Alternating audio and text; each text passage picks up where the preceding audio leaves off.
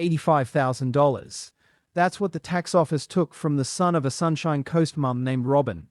She spent 30 years building that money inside her super, money she assumed, without ever checking, would land whole with her only child, Sean. Robin did the responsible thing. She wrote a will. She named Sean in it, clearly, in her own handwriting, years before she got sick. None of that mattered. Because your super doesn't answer to your will, it answers to something else entirely, something most Australians have never met and never chased down. We're calling it the default. And for the next few minutes, we're going to hunt it through your will, through your tax bracket, through a form almost nobody fills in. Robin never got the chance to catch it before it caught Sean. You still have that chance. Here's the first thing the default controls, and it catches almost every family off guard. Your super sits inside a trust, not your estate. A trust, run by a trustee. And that trustee, not your executor, not your family, not the will you signed, decides where your death benefit goes. Sit with that for a second. A stranger on a board somewhere can hold legal say over one of the biggest assets you'll ever leave behind. There's one document that overrides the trustee's discretion, a binding death benefit nomination. Make one, keep it valid, and the trustee has to follow it, word for word. Skip it or let an old one lapse, and you're back to the trustee deciding on its own timeline, sometimes after months of paperwork your family never asked for. Robin never made one. But here's the twist that makes the default worth hunting all the way to the end of this video. Even if she had. Even if a perfect current binding nomination had sent every dollar straight to Sean the day she died, he still would have lost $85,000. Because the nomination only decides who receives the money. It has zero say over what the tax office takes on the way through. That's a completely separate trap, and it's the one that actually costs Sean the money. Quick one before we get into that mechanism. Everything in this video is general information only, not personal financial advice. Super and death benefits genuinely need a licensed financial advisor and an estate specialist looking at your specific situation. My job here is just making sure you know the trap exists. Now, the second front. And this is where the default gets sneaky, because it splits dependent into two completely different definitions that don't talk to each other. One definition decides who's even allowed to receive your super. That one's generous. Your adult kids qualify without a fight. The other definition decides who receives it without the tax office taking a cut. That one's narrow. A spouse or former spouse, a partner, a child under 18, someone who can prove genuine financial dependence, that's the tax-free list. A financially independent adult child like Sean isn't on it. So the default lets you leave your super to your grown kids with one hand and quietly taxes them for it with the other. Two definitions, one gap. And most families fall straight through it without ever being told it exists. Let's run Robin's actual numbers, because this is where $85,000 stops being an abstract headline and starts being real. Around $500,000 of Robin's super sat in what's called the taxable component, which, for most Australians, is entirely made up of the ordinary taxed element. The cut the tax office takes on that taxed element, paid to a non-dependent like Sean, sits at roughly 17%, which on $500,000 is just under $85,000, gone before Sean saw a cent of it. And I know exactly what you're thinking, because it's what almost everyone thinks the first time they hear this. Robin already paid tax on that money. She paid tax on it as she earned it, across 30 years of payslips. Now it gets taxed again, not because of anything she did wrong, but purely because of who was standing on the other end when it arrived.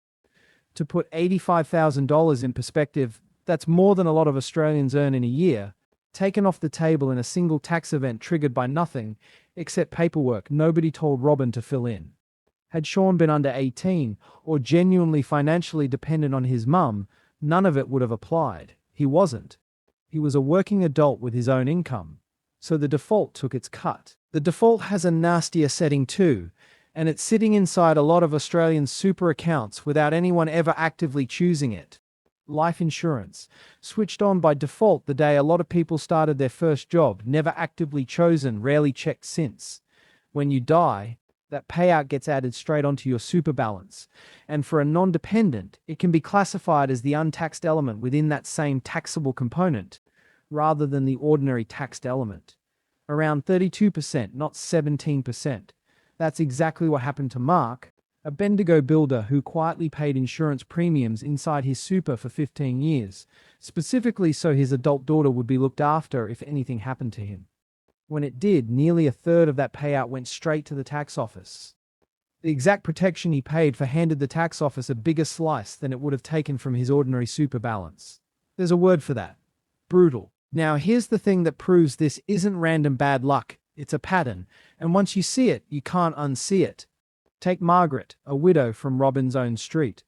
When her husband passed, his super went straight to her tax-free, every dollar, because a spouse sits on the right side of the default's line. Same system. Same rules. Completely different outcome, purely based on who was standing where. That's the real thesis here, and it's bigger than any one number. This was never really a financial decision. It's an identity decision. The default doesn't ask what you earned or what you deserve. It only asks who you are to the person who died. Get that answer wrong or leave it to chance, and the system decides for you. So what actually beats the default? Because there is a real answer, and this is where Robin's story stops being just sad and starts being genuinely useful, because you're getting the version she never got. First move. Put a binding death benefit nomination in place and check it's still valid. In a typical big super fund, they often expire after 3 years without you noticing. A nomination made a decade ago at a set-and-forget moment might already be dead. Self-managed super funds work differently. It's the fund's own governing rules, not a fixed 3-year clock, that decide whether a nomination lapses. Either way, this alone doesn't touch the tax. It just makes sure the right person is even in the room. Second move. Be deliberate about who receives it, not just that they receive it. Super paid straight to a spouse is generally tax-free. Paid straight to an independent adult child, it isn't. Sometimes directing it through the estate changes the outcome, but that has its own trade-offs, and it's not automatically the better path. The third move is the one Robin never got to make, and it's the strongest one on the list. It's called a recontribution strategy. In plain terms, in the years before retirement, you withdraw a slice of your super and put it straight back in as a different type of contribution. When it lands, it's reclassified, the taxable component shrinks, the tax-free component grows. Run it for long enough, and the number your kids eventually lose gets smaller.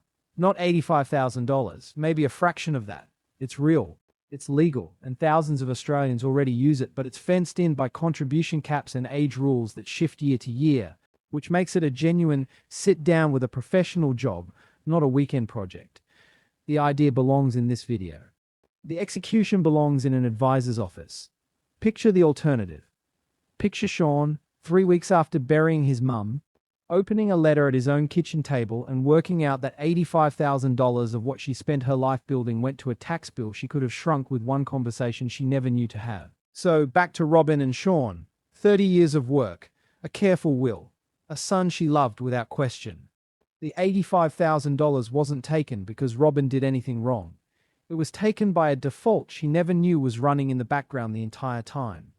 If you take one thing from this video, let it be this: your super was never really a math problem. It's an identity problem decided by who you are to whoever's left, not what you did to earn it. Here's your move this week. Log into your super account and check whether you have a valid current binding death benefit nomination.